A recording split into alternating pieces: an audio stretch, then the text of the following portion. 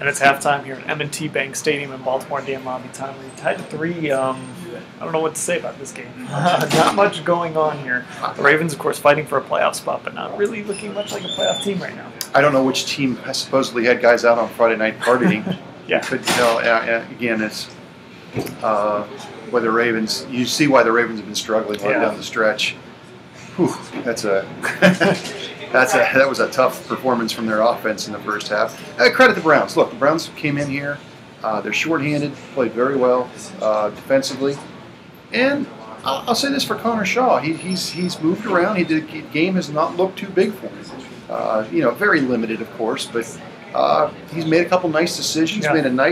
He's been very nimble. To me, he has shown me things that I thought we were going to see from Johnny Manziel as far as escapability, maneuverability. Hasn't really made any dumb mistakes. It'd be interesting to find out what happened on that exchange because they could have had points early. Yeah. They had the fumble. It looked like a bad exchange with Nick McDonald, but overall, I mean, for a rookie quarterback making his first start, that's about as well as you can expect with so many weapons out. Yeah, and I mean, even with just the 3 points, like you said, if Johnny Manziel had played like this against Cincinnati or played like this in last week, you'd have at least felt a little more comfortable about him than you do right now.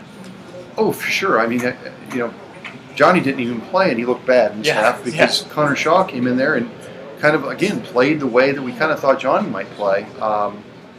I think the Ravens find a way to win this game in the second half. But and I'll tell you what, we've knocked him a couple times. Give Terrence West credit. He ran very well in the first half. I don't know what his numbers are, but he's got to be up over 60 yards. Ran hard, ran effectively. He's back home.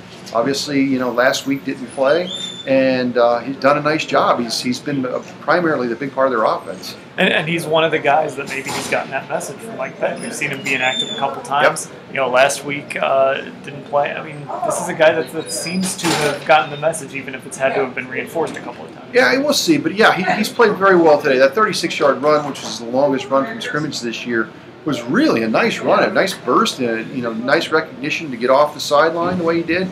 And just the Browns' defense has been terrific. I mean, they've been absolutely terrific. That goal line stand, four shots at the 1 yard line.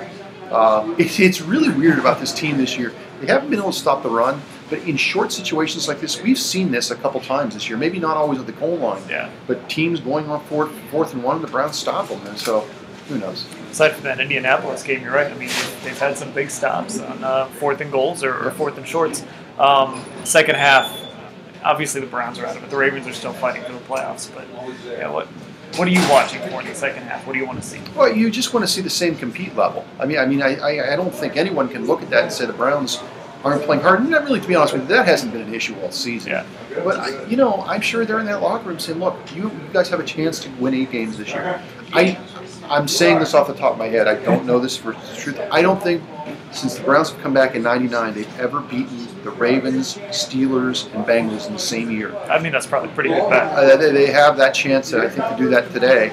So there's something to play for. And hey, look, for some of these guys that may think that some of the younger players that are in trouble, hey, this is a chance to show them, look, we can win without you.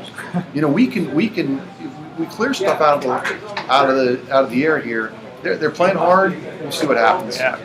All right, Browns-Ravens tied at 3. He's Tom Reed. I'm Dan Labbe. That's our last halftime show in the books. It's great working with you this year, buddy. All right. Take care. Thanks for watching.